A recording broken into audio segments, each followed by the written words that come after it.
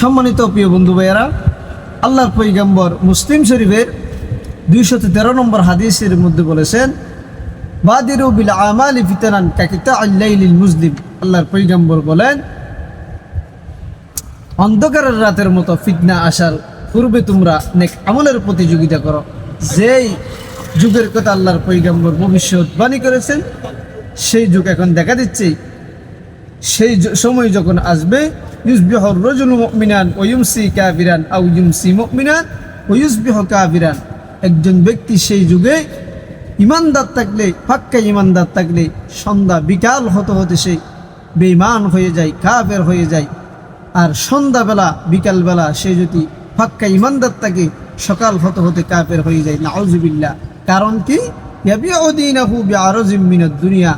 সেই দুনিয়ার স্বার্থে দিনকে, দিন ইসলামকে বিক্রি করে দেয়। এমন হাজার হাজার মানুষ আমাদের সমাজে, দেশের মধ্যে আছে।